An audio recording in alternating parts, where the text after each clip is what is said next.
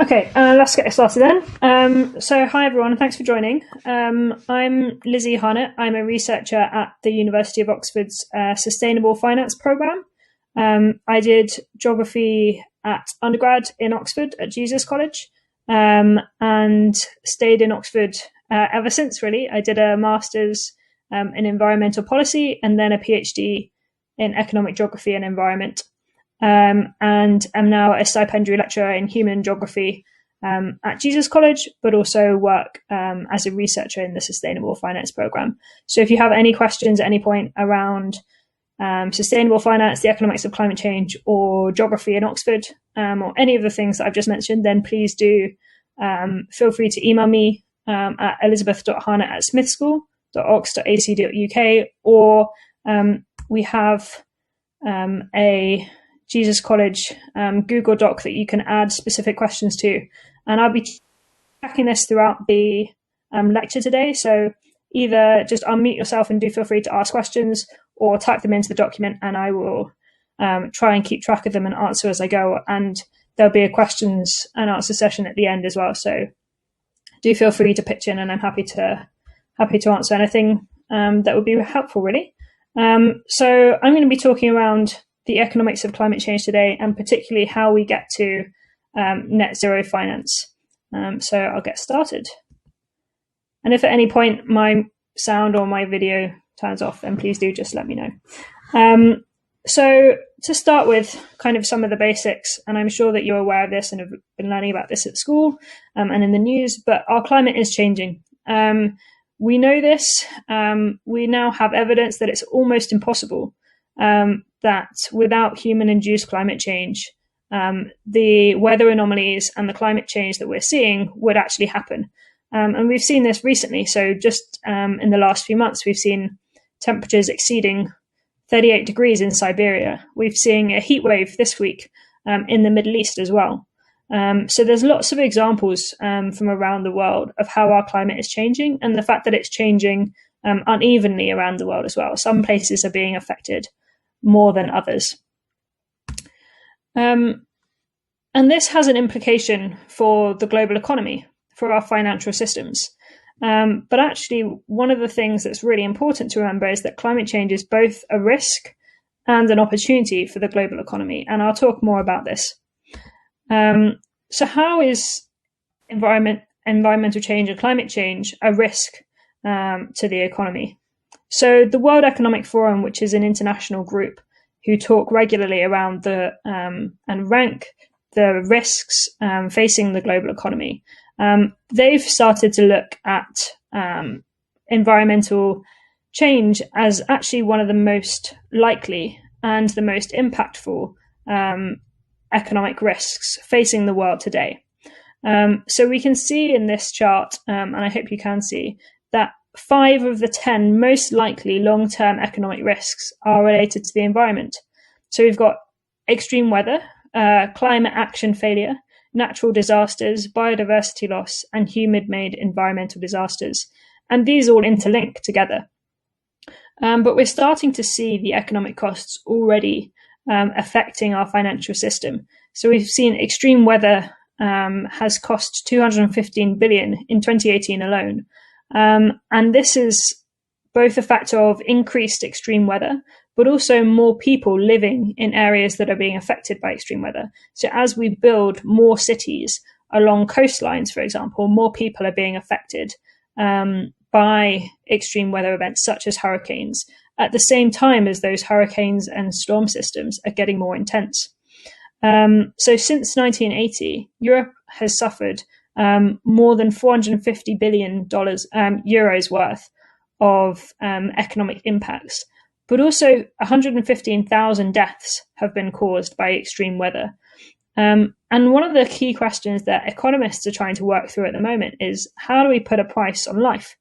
If we want to really calculate the economic risks from climate change, how do we put a value on human life and human existence if we want to really factor in? Because 450 billion from the extreme weather was just in infrastructure costs.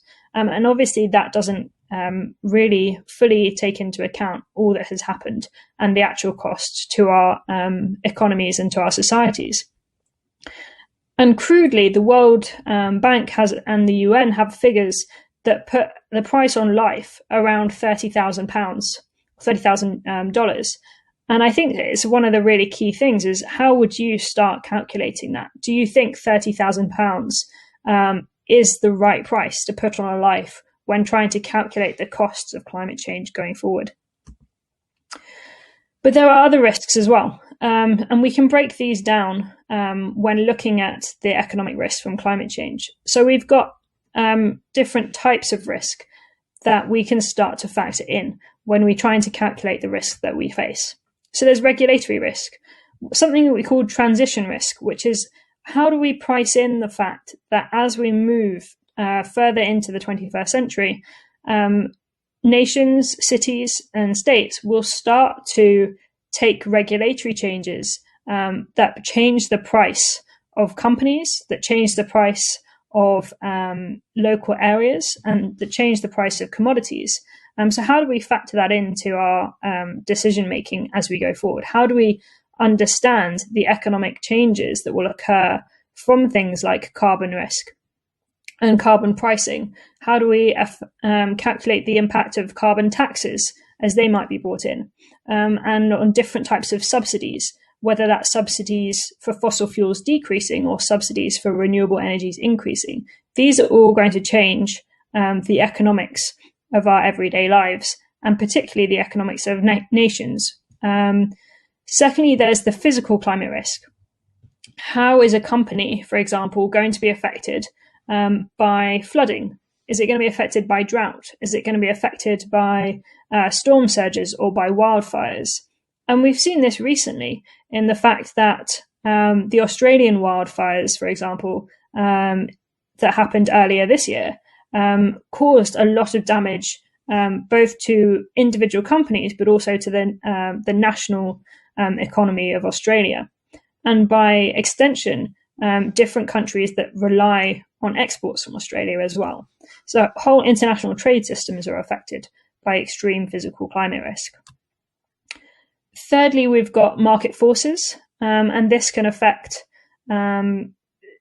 be affected by both kind of changes from this transition risk that we were talking about as we move towards a lower carbon economy, but also as we've got technological innovation. So as renewable energy becomes cheaper, for example, that's going to change how much we value specific companies. Finally, we've got socio-political pressures. Greta Thunberg and the Fridays for the Future and Extinction Rebellion, have had a lot of impact on the economics of fossil fuel companies, for example, as these companies faced divestment campaigns and environmental activism against them. And these can lead back into the regulatory risk that we were talking about before, because as you saw, kind of one of the impacts that the Fridays for the Future movement and Extinction Rebellion had was that they actually shifted UK government policy and policies around the world. And that kind of creates this circle of impact and risk. So we know that there'll definitely be risk. We just don't know which of those four types will be most significant. But we can start to understand the different trajectories that if we don't take climate action now and soon, the physical risks will increase exponentially, and they will be the main risks that we face against the economy. If we do take action, we'll still face risks, but those will be the transition risks arising from shifting market forces and shifting regulation instead. So how we act now will affect different types of risk that the economies face. So here's a question for you, and think about it before I move on to the answer. What percentage of fossil fuels do you think can be burnt if we're to stay below the UN's target of 2 degrees warming? I wonder if you know. This is trying to work out how much of current fossil fuel reserves need to be kept in the ground and not burnt if we want to avoid future climate change. And it's actually 20%.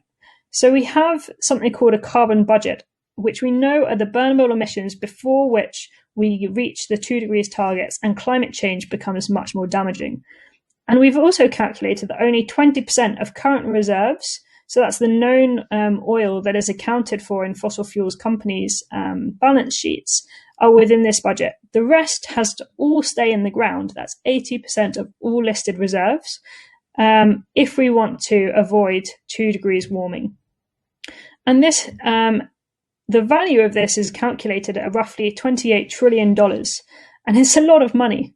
But also, so we already know that this $28 trillion is at risk from climate change if we want to keep below 2 degrees. But we can also look forward and recognize that fossil fuel companies are spending a lot more, in the range of kind of $600 to $700 billion a year, exploring new reserves, which would be additional to the 80% of reserves that we already know that are staying in the ground. And this just doesn't make sense. If we realize that 80% of existing reserves can't be burnt, why on earth are they exploring for more? Where is the economic value in that? And to go even further than that, a lot of these companies are receiving a lot of money from governments in direct subsidies. And again, if we already know that fossil fuels companies have a lot of overvalued by $28 trillion, why are governments giving them even more money? This is just an economic question that just doesn't add up. It's a calculation that does not make sense if we want to stay below 2 degrees warming.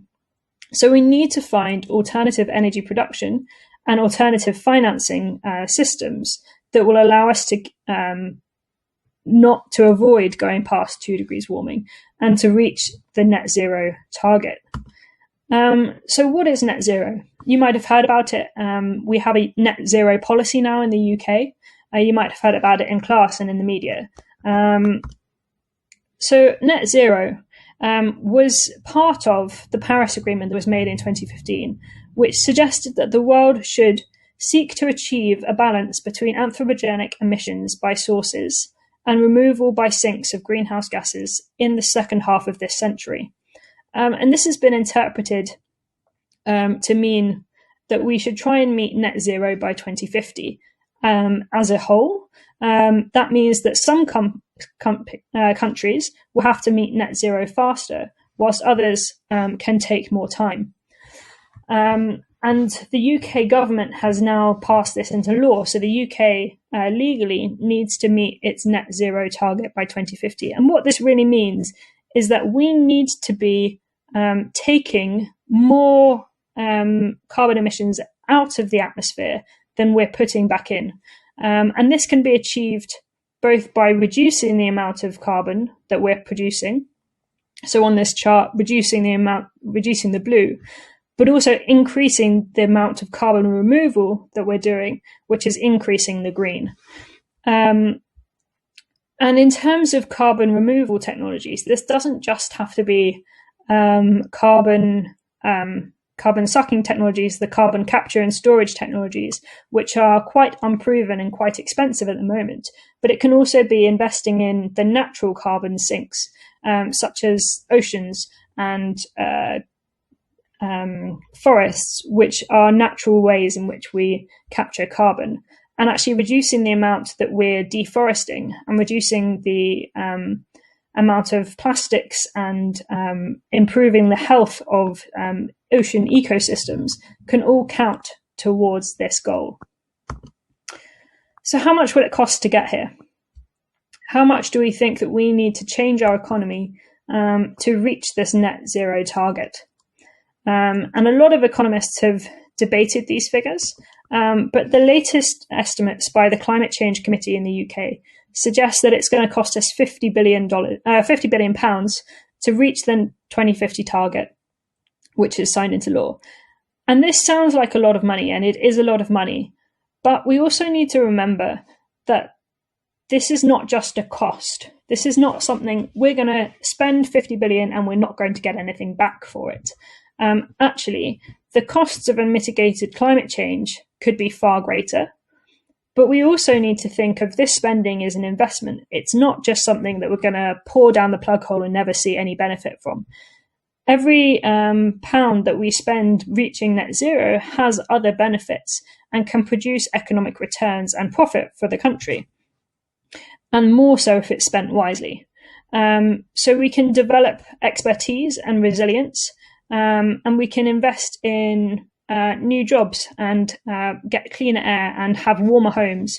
And all these things will produce economic benefits that could far outweigh the cost that is incurred. So it's important when we're thinking about climate change economics, not just to think about the cost of climate action, but to compare this against the cost of climate inaction, and also the other benefits, the co-benefits that we get when we take climate action. So here's just a brief chart that suggests that the costs of climate action are far greater than the costs of climate inaction, far less, than the costs of climate inaction. So we need to start seeing this low carbon transition as an investment opportunity rather than just an investment cost. So the world is expected to invest $90 trillion in infrastructure in the next 15 years. And this is a huge opportunity to invest in low carbon infrastructure that will support meeting climate targets rather than investing in high emitting fossil fuel driven infrastructure. And replacing aging infrastructure by building new systems, and especially in developing economies where they're not already tied into fossil fuel systems, could be a really excellent investment opportunity to drive both environmental goals but also development goals as well.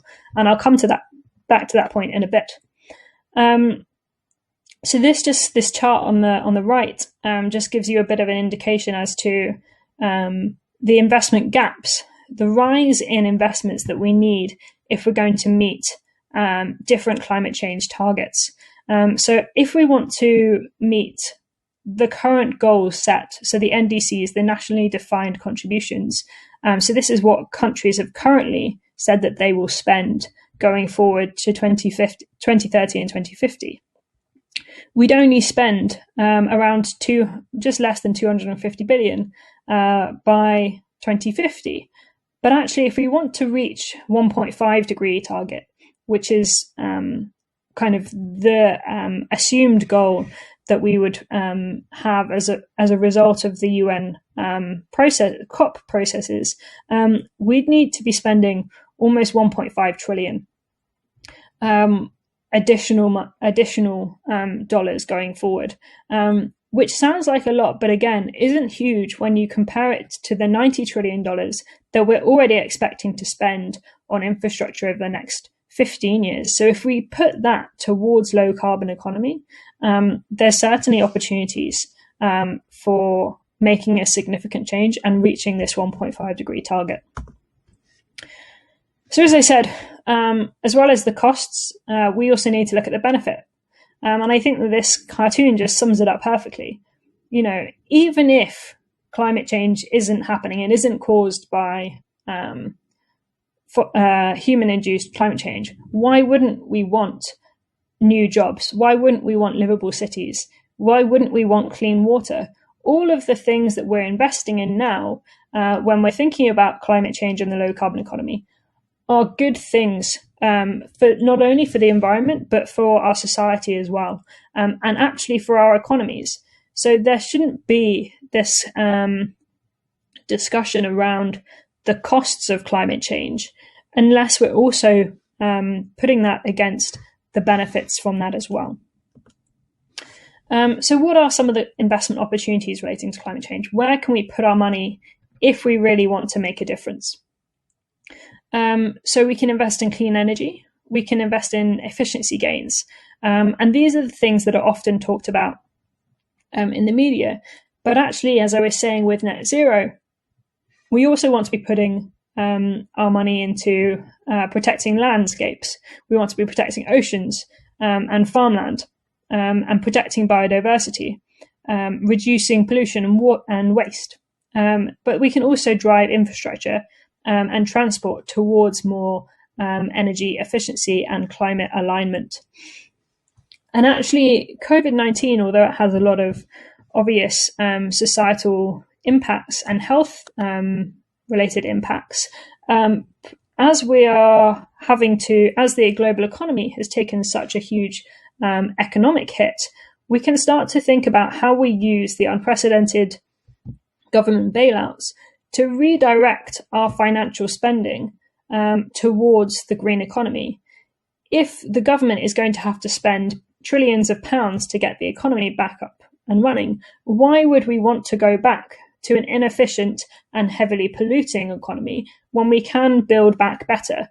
And this is what a few governments around the world have been starting to do. So why should we bail out high-emitting fossil fuel companies and high-emitting airlines, for example, when we could be focusing on the next generation of citizens and building a greener future? We have this amazing opportunity to restart the economy. It's an opportunity that we shouldn't waste, and we should focus on some of these other areas to really drive progress. That's not to say that we shouldn't support industries such as the airlines, because they do support a lot of jobs, and we can't just ignore the social issues that would come from that. But there needs to be something called a just transition, which is where we offset the negative social outcomes from changing the way that we invest by investing more in training and in job creation in greener economic sectors, rather than just pushing all our money into renewables now and forgetting about all the other sectors that are left behind. We need to do it in a socially just way, but it can be done. It doesn't mean we need to keep on the same track as we were before, just because change is difficult. So one of the main areas of focus has been in renewable energy. We know, as we were talking about earlier, that 20% of fossil fuels can be burned and 80% can't. But if that's the case, lights could go out if we don't produce other means of electricity and power. And renewable energy is the obvious answer. Previously, it has been seen as much more expensive than coal, oil, and gas, the three fossil fuels. But that's no longer the case. Over the last decade, renewable energy costs have fallen rapidly. And this is both a factor of the demand for renewable energy increasing, but also technologies and innovation driving greater efficiency within renewable sector. And a lot of this progress has come from China. China is adding almost 10,000 electric buses every 5 weeks. And as this drives demand, prices can fall because of the economies of scale. And this is all good, because it means that not only do we start to see greater demand in the markets, but also there's less, as renewable energy becomes price comparable to fossil fuels, there's less reason why the average investor the average person making a financial decision would invest in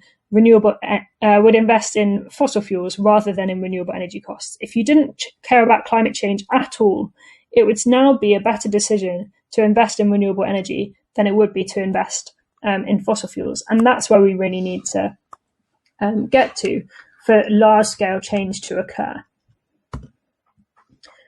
So as I said, renewable energy is getting more efficient. And I just think this is a really cool slide to show the scale and the technological innovation that's happening in renewable energies. So just 2 decades ago, a wind turbine was around 100 meters, and it's tripled in size. So that actually by 2025, just 5 years away, we reckon that we'll be building wind farms as large as the Shard, which is pretty cool. So I've talked a lot around the role of the economy and how it's going to be impacted both by the risks, but also how it can seek opportunities. But actually, we also need to it's perhaps worth just reflecting on what the purpose of finance is and how it can play this role. And do feel free to ask questions if any of this doesn't make sense, but we'll keep going. So what is a financial system? A financial system is a set of institutions that permit the exchange of funds. Basically, it moves money, and money makes the world go round, as the famous saying goes. So we've got different groups of borrowers, lenders, and investors who all exchange funds and finance products. And you can finance products either for consumption, so that people can buy things and sell things, or for productive investments. So you can put money into something just so that it makes more money. It doesn't have to produce anything. And this is called getting a return on the financial assets. So there are roughly five different groups of actors within a financial system, and it's worth knowing who does what. Excuse me. So we've got asset owners.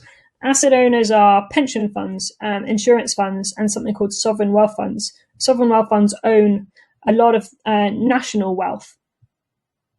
So countries such as Norway and New Zealand and Saudi Arabia all have these funds which manage their national money. The UK doesn't have one, but they're quite common around the world. Pension funds, if your parents have pensions, these will go into big pots so that all the retirement funds of individuals in the UK go into large pension plans so that individuals don't have to make individual decisions every day about where their money is invested. And asset owners often invest their money through a group of intermediaries called asset managers, who are investment banks and fund managers. So an example might be HSBC or Goldman Sachs or BlackRock, who you might have heard of. And they choose, they're given the money, they delegated the money by asset owners who choose an asset manager to invest through. And then the asset manager is the one who invests in individual companies. And they often do that with the support of investment intermediaries. And then the companies make things for consumers, but also employ consumers. So that's you and me. And as we go through life, we both consume goods and services, but also we can start working for some of these companies too. And us as consumers, and particularly people a bit older than you, so my age and your parents' age, we have pensions. So we're not only consumers of the products of companies, but we're also asset owners as well through pension funds, for example. So it's one big loop, and this is how the money goes round. Obviously, there are smaller loops. So, for example, consumers can put money directly into companies by buying their goods and services. But that's broadly how the financial system works. Yeah, the financial system, as it traditionally works, is focused on making goods and services and making a return on investment. So one of the fundamental drivers of the financial system is that an investment should be made based on the amount of profit and return that it can make, rather than the impact that it has on the environment, for example. So it's very much focused on the short term and the financial return that you can get, rather than on any environmental or social outcome. And this is what is threatening climate disaster, because we're not investing money in a strategic way with any consideration of the environmental impact that it's having or the risks that it faces over the long term. So this is where something called sustainable finance comes in. And this is where my research is focused on: how do we align the financial system with global sustainability? So how do we take a longer term view when we're making investment decisions?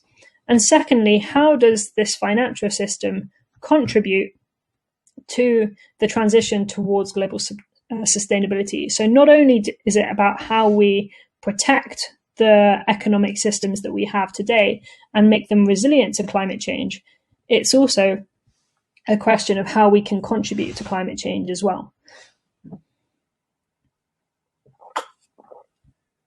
And there are broadly 4 different ways we can do this. We can reduce the cost of capital for green things. And this means that we make it cheaper for green companies, so a renewable company, to borrow money and to invest in their company. So they can do more and innovate more quickly if their cost of capital is lower. We can increase the availability of capital for green products and services as well. So we can give them more money, and we can also reduce the amount of money that we give to fossil fuel companies, for example. So that's reducing the availability of capital for brown things. And the amount of capital a company gets basically allows them to hire more people and innovate more quickly. So thirdly, we can provide risk management of environmental risks relating to climate change. So this means that the financial system can help companies, for example, manage their risks better. So they can get insurance so that if they face an environmental risk, they're able to withstand it. And this just gives more stability to the financial system, because if we're able to withstand risks, we can keep on offering goods and services as we go forward. And finally, financial institutions can support systemic change. They can encourage the adoption of green practices. They can put pressure on governments to enact climate policies, for example. A lot of these companies, the financial institutions that we're talking about, have a lot of power within the economy, but also within politics. And they can use that for good if they want to. And that's another lever for sustainable finance. There are different types of sustainable finance strategies. So this is how a big financial institutions, let's say HSBC or any of the other big banks that you're aware of, can integrate climate change and other environmental issues into their decision making. So firstly, they can screen out particular investments. So you could say, okay, I'm going to be HSBC and I'm not going to invest in any coal company, for example, or I'm not going to invest in gambling or tobacco or any company that is drilling in the Arctic. There are all these different types of exclusions that you can make. And that's one way to do sustainable finance. That's screening. The second ESG integration is around how do we take the environmental, social, and governance factors of a company into account when we're making a decision. So this might be, okay, so I need to put my money into a company. Let's say I want to invest in cars in the automotive sector. You can study the ES and G data from Tesla and Ford, for example, and make a decision based on that information as to which company you're going to invest in. So, for example, you might say, I care a lot about the environment, so I'm going to invest in Tesla because they're doing more around electric vehicles and autonomous vehicles than Ford is, and make a decision that way. So that's the integration. Thirdly, you can do something called impact investing, which is where you're specifically targeting your investments to solve problems. So you could say, I care a lot about net zero and climate change, so I'm going to specifically invest in a low carbon company, whether that's a company that's making wind farms or is making low carbon steel, for example. You can specifically invest in solutions. And then finally, companies have something called shareholder rights, which is where if you hold a share of a company, and particularly listed companies, you can say, okay, I'm going to go to that company and talk to its CEO and say, I want you to act in a more environmentally friendly way. And because you own a part of that company, they have to listen to you. Particularly if you get a lot of other shareholders and you collaborate with your fellow shareholders to put pressure on the companies and change their behaviors, request more information, and request action. So they're the 4 different ways in which sustainable finance is often understood. And it just shows you the different levers that are available to kind of enact change. Sorry, can I ask a quick question? Yes, of course. What kind of a prominence do you have to have in the company as a shareholder, like percentage-wise, to be able to make that difference? Because obviously, if I bought, say, £10 worth of shares in the company, it wouldn't do anything, would it? Yeah, it's a great question. So your £10 in that share will allow you to go to something called the AGM, the Annual General Meeting, and vote on particular topics. So it's by no means useless. It allows you to have a voice. But the way that you can make your £10 investment matter is by joining together with the other shareholders to push for change collectively. And this is increasingly happening. It depends on the specific company and their laws and their regulations as to what counts as a majority, at which point they would act. So for some companies, they put that threshold as at 50%. So you have to either own 50% outright, or you have to get a coalition of investors together that has more than 50% of the shares to make that a binding agreement. So if you launched a campaign that said, we want you to be a net zero company by 2050, if you got more than 50% of the shareholdings to agree to that, it would become law for that company. But other companies have that at anywhere from around 30% of shareholding to around 75%. So it does vary on the company.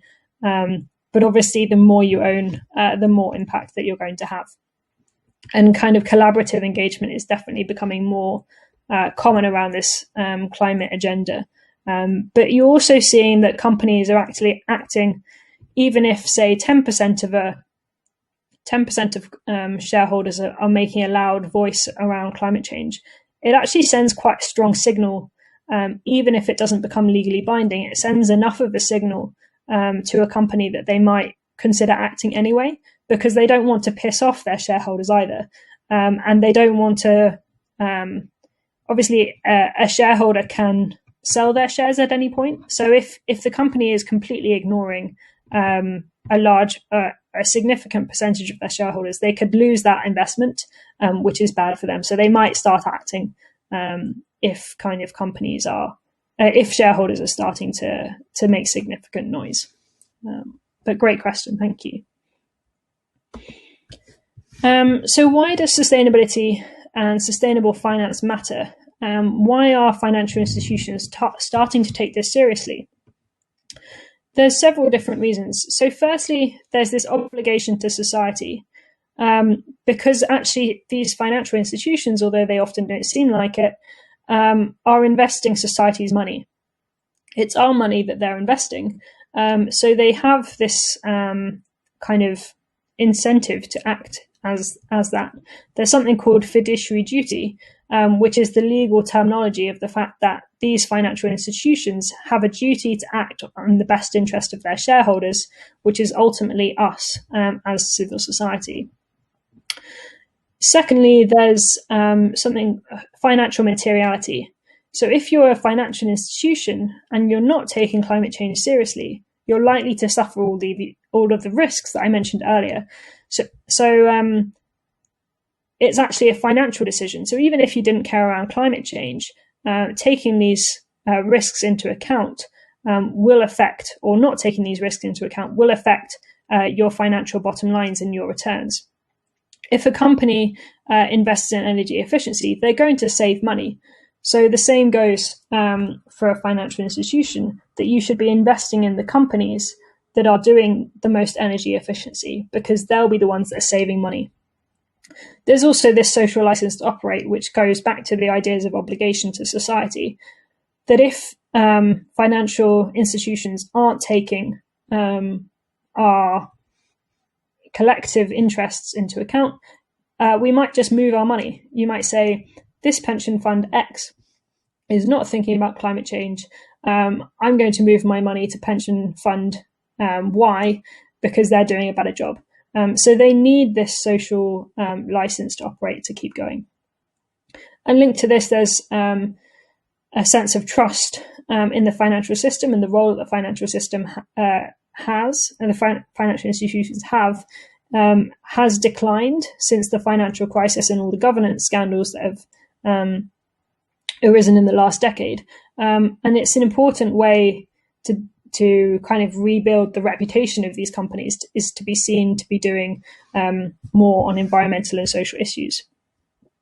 But ultimately, they're doing sustainable finance, both as a way to contribute and to be seen to be doing good, but also to reduce their own risks going forward as they see climate change happening and already affecting their portfolios. So I'll talk briefly around how investors decide what to buy and sell. We've already talked about how in traditional finance, this is often just based on decisions around risk and return, but they're starting to include these ESG criteria, so environmental, social, and governance criteria, in their investment decisions. But actually, this isn't very easy because companies aren't very good at telling investors where their money is being spent. And there's this thing called greenwashing, which you might have heard of. But it's basically when a company is trying to make out that it's greener or more environmentally friendly than it actually is. So there's no regulation or law that says a company can't do this, although there's growing policy debate around whether this should be outlawed. And kind of a classic would be BP saying that they're now beyond petroleum rather than British Petroleum, trying to make them sound like they're greener. And this has been done by many different companies and also by financial institutions saying that they're greener than they are. So actually, it's not very easy to make these investment decisions. One thing that's trying to help this is the creation of green labels, which actually kind of try and standardize and certify whether a company is green or not. And this is helping investors make better decisions. But I would also say that there's you can see from these examples that there's a lot of green logos. And if you're trying to make better decisions as an individual, leaving aside kind of big financial institutions, I just caution, don't be sucked in by green packaging. Just because it's green doesn't mean that it's environmentally friendly. There are actually companies are specifically marketing and branding certain products and services that they want to be seen as more environmentally friendly, just with green packaging, because that, due to different psychological factors, draws us in and makes us think that it's more sustainable. So that's something that you can do on an individual level. Don't get sucked in by this green packaging. So as I said, kind of disclosure and data is a key barrier. There's no way for a company to, or there's lots of different ways in which companies can assess how good a company is at sustainability. But this isn't standardized at a national or an international level. So companies can report in any way they want, basically. And this allows them to do greenwashing and makes it very hard for investors to make good decisions. And as you see here, kind of different companies, different rating agencies that are helping to kind of give scores to different companies actually judge an individual company like Tesla very differently. So, for example, FTSE Russell would give Tesla a 0 score on its environmental outcome, whereas MSCI, which is a different rating agency, gives it a near 100% score. So it's very difficult to really decide what is a good investment and what is a bad investment, and lots of people trying to come up with better ways of doing that. So sustainable finance isn't easy. And this is particularly because actually very few companies nowadays are really aligned with a 2-degree target or a net zero target. So here, only the green dots, which you might not even be able to see because they're so small, maybe if I zoom in, only the green dots have more than 50% of their business derived from environmental markets. And the grey dots have less than 20%. So this is a huge issue because the largest companies aren't doing well on environment. So if you're an investor wanting to put your money into environmental issues, it's actually very hard to invest in big, diversified companies. And this needs to change. And where do we want to get to? Well, we want to get to somewhere like this, where most of the large companies in the investment universe are green companies, or at least doing better. So maybe some blue companies thrown in there as well. And how do we get here? There's three key areas: policy, finance, and technology. We need policies to incentivize companies to be greener. We need finance to actually put the money where their mouths are and start investing in green technologies. Because if we invest in green technologies, there's going to be more incentives for the companies to do them. And then we need technological advance. At the moment, we just don't have. We have a lot of the solutions we need for climate change, but they're not at the scale that mainstream finance needs to invest in them. So we need technological advance as well. Mainstreaming climate pricing principles and standards, both through policy and financial systems, would allow markets to grow to twice the size, but also be on a more sustainable course. And this is where we in the Oxford Sustainable Finance Programme are putting our energy, is to trying to make this investment universe possible. I thought I'd just mention the Sustainable Development Goals quickly before we end, because climate change is only one sustainable development issue.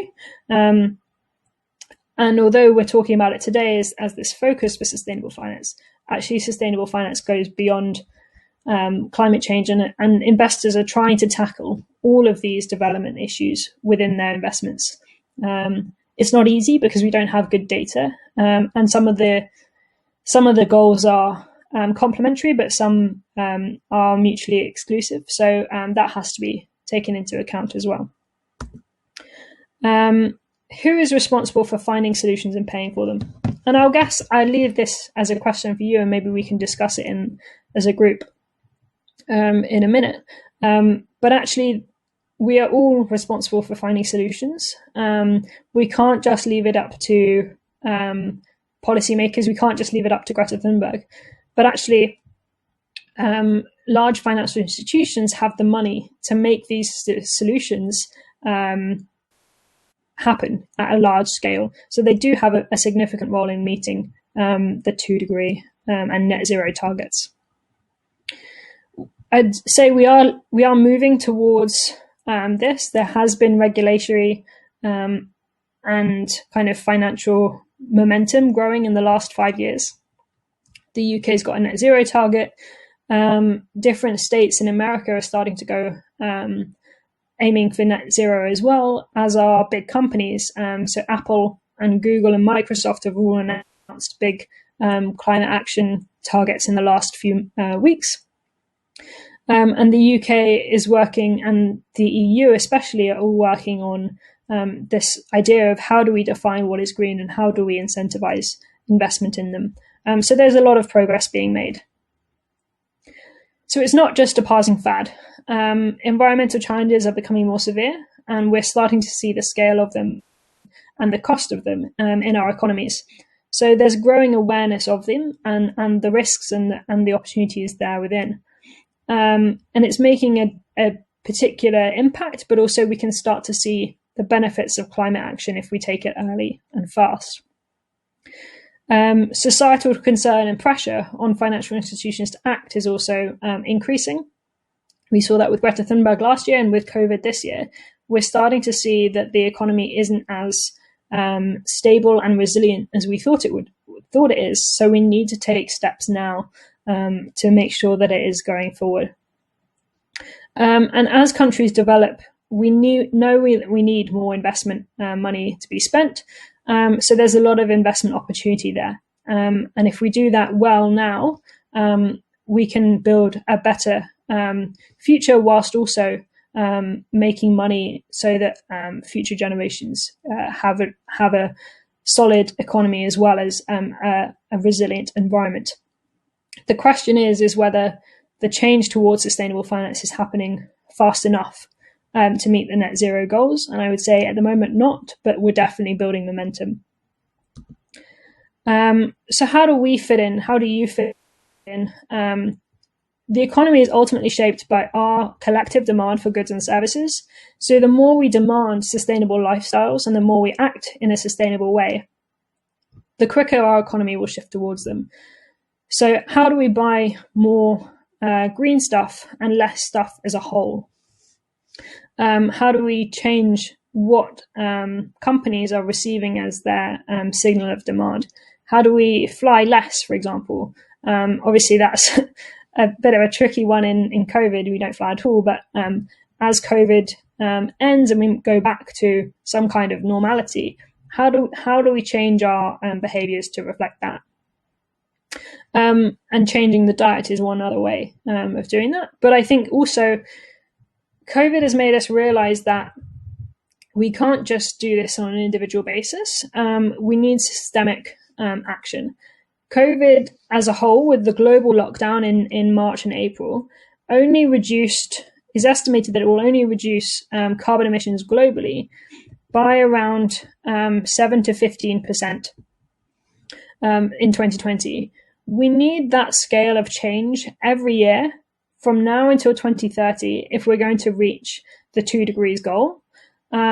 And we don't want to have a global lockdown every year from now until 2030 because it's just not economically or socially sustainable. So we need to think about how do we create effective and efficient economic systems that allow for economic productivity whilst not destroying the environment. And that has to come at a much larger scale than just taking 1 or 2 flights less a year. That's not going to drive the change we need. We need to invest in entirely new ways of doing it, building infrastructure and building cities. And that's got to come at a policy and a systems level. So become politically active, campaign for greening practices and policies, but also think about your career and about your studies going forward. How can you contribute to building these more environmental systems, whether it's through innovation or research or entrepreneurship? How can you be the ones that develop the systems that will lead us towards a low carbon future? So I'll leave it there. If you have any questions, feel free to unmute yourself, ask questions, or type them in the document if you prefer that, and I will happy to answer any of them. Thank you for listening.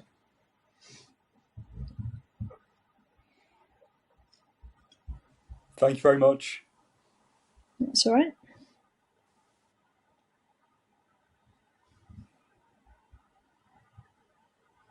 Thank you. Thank you. Thank you. Thank you, Lizzie. Thanks. Thanks. If you don't object, I'll share the recording with those that weren't able to attend, because I'm sure there'll be wider interest, if that's all right. Yeah, of course, that's no problem at all. Wonderful. Thanks again. Really appreciate it. No problem. Take care. Bye.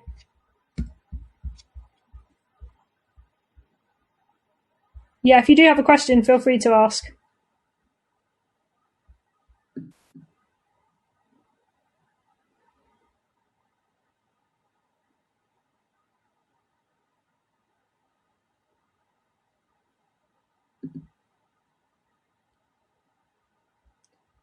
Yeah, that's a great question.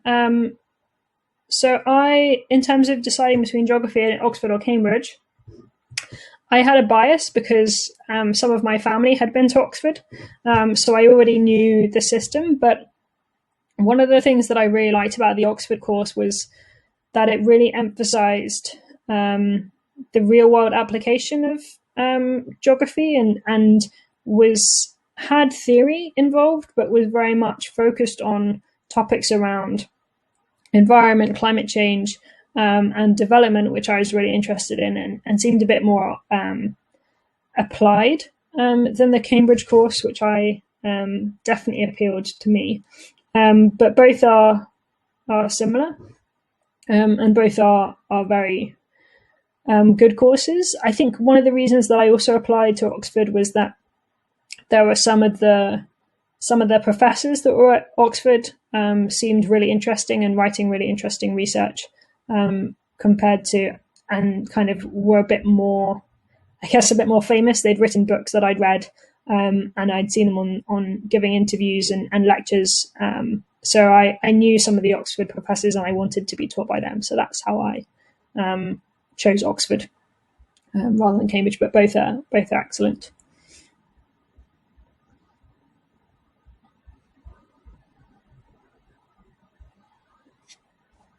Thanks very much. No problem. Take care. Really interesting.